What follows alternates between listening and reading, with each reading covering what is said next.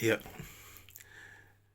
o fai kau ko kusia le fai pulenga ave wangalo ya ule le kumalo. Ave la longa kumalo e va kurfa kua ya ia mo le polo keki. Polo keki fo ile lumi le onga le pisai. Ama nga yanan kusia siri email amakanga. So le akau fai wal kusi. Ai fa pero fa mkana nganeri. Ia ong sa imai se kaum fai aku. Leanga o la fonga kanka whainga ruenga ia la le whai ele mea rea. No. Soli, o sa aronga mea ke kusi le iku malo.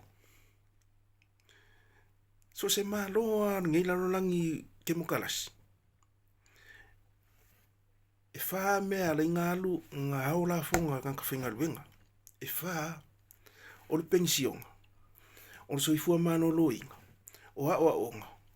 Ma i ka la fua le malo. O fea la esa uel kupe o le 2 milionga lea. O ngei malo ki kele ngei o Europa. E iei kongo lako kala le kupe. Ia le kupe e wha mea alofa aku mo malo mo aku ula iki. E ia lawe ai Samoa. Kausanga uma. E iei kongo lako kala le kupe. Ai wha fea ia kau ko o ngā saminga e uia wa ki kele.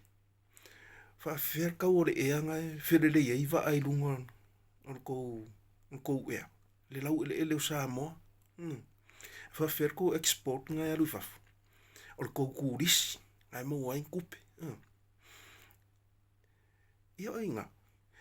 E halu wa umarol kausanga. Fai palengi al malo. Vai kun malo. O isole. O inga sa ue kupe ole mele. E kere palengi e mauan malo. So se malo. Umarol kausanga. Fai palengi. Ia nga mo fa longo i le palengi o Samoa ngai koe. Pero sufi ku milionga ya. Fa leo mo asolea. No sufi ku sul 4 milion. Ma nga yanga. E oku le si kausanga fo. E oku kausanga fo. E fo nge. E ka umai le parengi. O fai mea mai fo i lunga le fa se la 1 milion. Mea soli. Se kau perfo. Se kau pero fua ari e makua kanga ki kusi ai. E makua is kanga ki kusi ai. Karo fai le mua ko fai ba. Mua ko ke wa pe nga ngai kanga kasole. Se fai le mua ko fai ba.